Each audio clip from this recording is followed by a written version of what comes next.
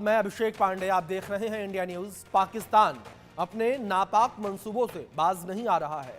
भारत के खिलाफ लगातार एलओसी पर साजिश रच रहा है, घुसपैठ कराने की कोशिश कर रहा है। 24 घंटे के अंदर पाकिस्तानी सेना ने 2 बार घुसपैठ कराने के मकसद से एलओसी पर सीज फायर का उल्लंघन किया, एलओसी पर गोलीबारी की, लेकिन भारतीय सेना ने मुनीर के सैनिकों को मुंहतोड़ जवाब दिया। पाकिस्तान ने सीज फायर ऐसे वक्त में तोड़ा है जब मुनीर की सेना में बीएलए और टीटीपी के हमले से हाहाकार मचा हुआ है। सवाल है कि क्या नाकामी छिपाने के लिए मुनीर नापाक चाल चल रहे हैं? आज इसी मुद्दे पर हम चर्चा करेंगे, लेकिन उससे पहले आप इसी विषय पर आधारित एक खास रिपोर्ट देखिए।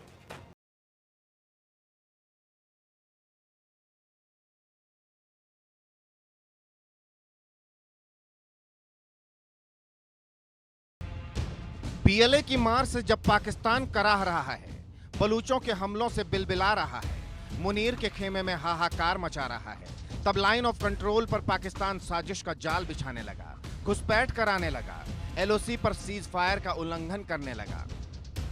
पिछले 2 दिन में 2 बार पाकिस्तान ने एलओसी पर गोलीबारी की। सूत्रों के हवाले से खबर है कि पाकिस्तानी सेना ने देर रात पुंछ के कृष्णा घाटी सेक्टर में भी भारतीय सेना की अग्रिम चौकियों को निशाना बनाते हुए गोलीबारी की। इस दुस्साहस पर भारतीय सेना ने भी पाकिस्तान को मुंहतोड़ जवाब दिया। करीब 20 मिनट तक दोनों ओर से गोलीबारी हुई। पाकिस्तान की तरफ से लगातार कृष्णा घाटी सेक्टर को निशाना बनाए जाने के चलते इस इलाके में भारतीय सेना अलर्ट मोड में है। एलओसी पर सेना पाकिस्तान की हर हरकत पर नजर बनाए हुए है। चौकसी इसलिए भी बढ़ा दी गई है क्योंकि मंगलवार को भी मुनीर के सैनिकों ने सीज फायर का उल्लंघन किया था। सीज फायर का उल्लंघन करते हुए पाकिस्तानी फौज ने पुंछ में एलओसी पर गोलीबारी की थी, आतंकियों को घुसपैठ कराने की कोशिश की थी। इसके बाद भारतीय जवानों ने मोर्चा संभालते हुए जवाबी एक्शन लिया। भारतीय सैनिकों की जवाबी कार्रवाई में पाकिस्तान को भारी नुकसान झेलना पड़ा। बताया जा रहा है कि भारत के जवाबी एक्शन में कई पाकिस्तानी सैनिक घायल हुए हैं। एलओसी पर पाकिस्तान ये नापाक हरकत तब कर रहा है जब बलूचिस्तान से लेकर खैबर पख्तूनख्वा तक पाकिस्तानी सैनिकों पर लगातार हमले हो रहे हैं। रोज पाकिस्तानी सैनिकों के जनाजे उठ रहे हैं। पाक सरकार और फौज को अपनी आवाम के सामने मुंह दिखाना भारी पड़ रहा है। ऐसे में अपनी फजीहत से बचने के लिए मुनीर एंड कंपनी ने एलओसी पर साजिश का जाल बुनना शुरू कर दिया है। कहीं ना कहीं पाकिस्तान के जो मौजूदा हालात हैं, उन हालात को कहीं ना कहीं छुपाने के लिए पाकिस्तान जम्मू कश्मीर के इन इलाकों में आतंकी हमलों के ज़रिए या आतंकी गतिविधियों के ज़रिए अशांत करना चाहते हैं, ताकि किसी भी तरीके से पाकिस्तान की अपनी अंदरूनी हालत जो है वो छुपा सके। मगर सुरक्षा बलों के जवान चप्पे चप्पे पर जो है पैनी नज़र रखे हुए हैं। लाइन ऑफ कंट्रोल पर सेना और इंटरनल सिक्योरिटी के लिए तमाम सुरक्षा बलों के जवानों ने कमर कसी हुई है, ताकि पाकिस्तान के नापाक इरादों को नाकाम किया जा सके। एलओसी पर भारतीय सेना पाकिस्तान को मुंहतोड़ जवाब दे रही है, लेकिन सवाल पाकिस्तान की सेना के हालिया हालात को लेकर उठ रहे हैं। सवाल है कि क्या एलओसी पर पाकिस्तान की ओर से हो रही गोलीबारी पाकिस्तानी सेना की बलूचिस्तान की शर्मिंदगी से बचने की कोशिश है, या बॉर्डर पर कोई नई साजिश रची जा रही है?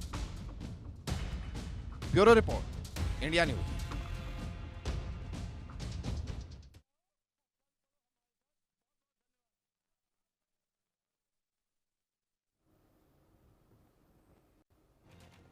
तो इस विषय पर आपने खास रिपोर्ट भी देखी, और इसी विषय पर बातचीत करने के लिए हमारे साथ 2 खास मेहमान जुड़ गए हैं। उन मेहमानों का परिचय मैं आपसे करवा दूं। हमारे साथ रिटायर्ड मेजर जनरल के सिन्हा जी जुड़े हैं डिफेंस एक्सपर्ट के तौर पर। हमारे साथ रिटायर्ड मेजर जनरल सुधाकर जी जुड़े हैं डिफेंस एक्सपर्ट के तौर पर। आप दोनों मेहमानों का बहुत स्वागत है इस चर्चा में। और सुधाकर जी, मैं आपसे इस चर्चा की शुरुआत करना चाहूंगा।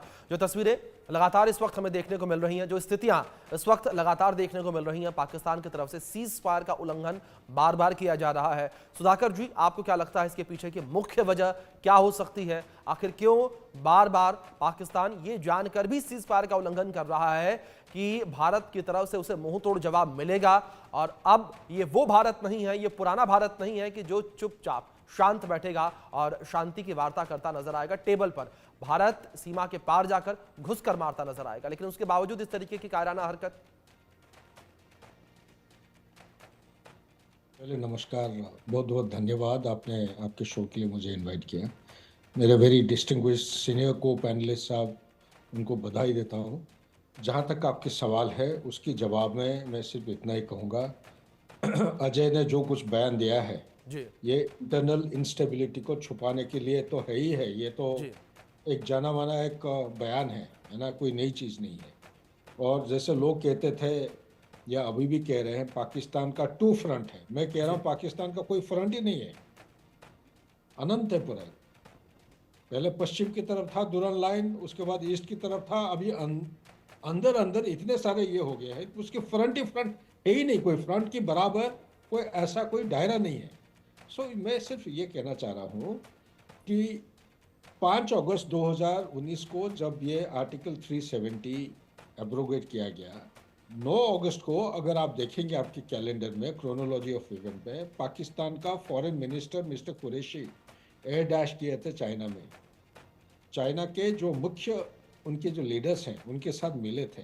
मिलने का अहम मुद्दा था कि एक आर्टिकल 370 के बरखिलाफ कोई ऐसा एक ठोस स्ट्रॉन्ग काउंटर स्ट्रेटेजी बनाया जाए। तो काउंटर स्ट्रेटेजी के तहत ये जो रिवाइवल ऑफ प्रॉक्सी वॉर है south of Pir Panjal range, extended stand of, Bangladesh में जो कहानी चल रहा है, मणिपुर का जो कहानी है, और काफ़ी हद तक डोकलम में उनको रोकने के बाद 2017 को ये वहाँ से कोई 9 किलोमीटर दूरी एक गांव का नाम है क्या कुछ दासपेंग या दिपसांग कोई ऐसा गांव है, उस गांव के बीच में से रोड घूम घाम के आके झांपेरी रिज पे आके बैठे हैं।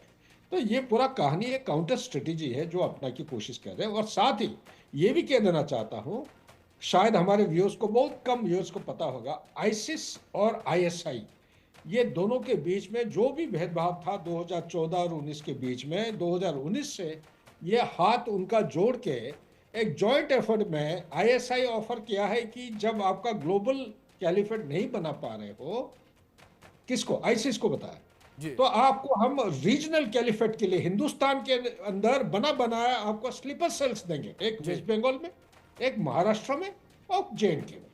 इनका ये जो किशन घाटी का जो कहानी आप बता रहे हैं ये क्वाइट स्वाभाविक है, क्योंकि 2003 को ये एक जो सीज फायर एग्रीमेंट जो हुआ था ना, cease fire violation prevention of this thing, ये सबसे पहले 2003 को हुआ था। उसके बाद काफी बार उन्होंने वायलेट किए, फिर 2001 को उसको रीएफर्म किया गया है, उसके बाद भी उन्होंने कोई बार उसको तोड़ा है। अभी अगर इस तरफ कर रहे हैं, उनको पता है कि हिंदुस्तान जो है अभी दिखते नहीं रहेगा, वो करना है, समय आ गया है।